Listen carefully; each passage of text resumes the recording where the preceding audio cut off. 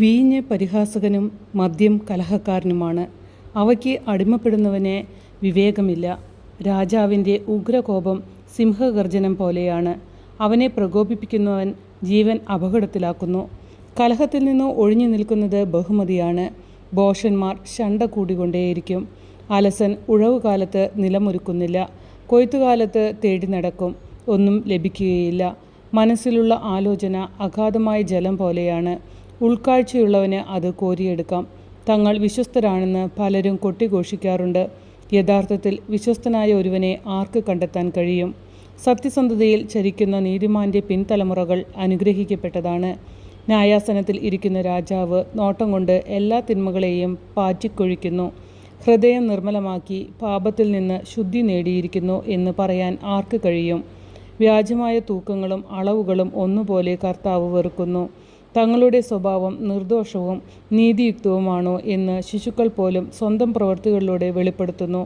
കേൾക്കാൻ ചെവിയും കാണാൻ കണ്ണും കർത്താവാണ് ഇവ രണ്ടും സൃഷ്ടിച്ചിരിക്കുന്നത്.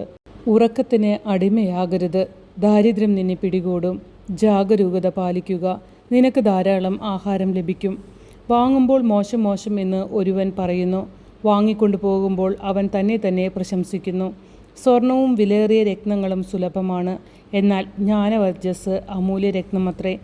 അന്യന് ജാമ്യം നിൽക്കുന്നവൻ്റെ കുപ്പായം കൈവശപ്പെടുത്തിക്കൊള്ളുക.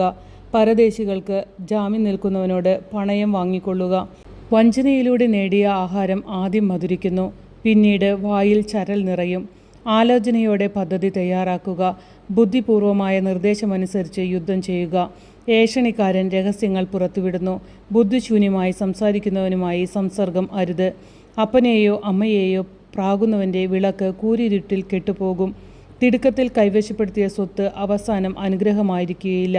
തിന്മയ്ക്ക് പ്രതികാരം ചെയ്യുമെന്ന് പറയരുത്. കർത്താവിൽ ആശ്രയിക്കുക, അവിടുന്ന് നിന്നെ സഹായിക്കും. കള്ളത്തൂക്കം കർത്താവ് വെറുക്കുന്നു. കള്ളത്രാസ് നന്നല്ല. മനുഷ്യൻ്റെ കാൽവെപ്പുകൾ കർത്താവാണ് നിയന്ത്രിക്കുന്നത്. തൻ്റെ വഴി തന്നെത്താൻ ഗ്രഹിക്കാൻ മർത്തിന് കഴിയുമോ?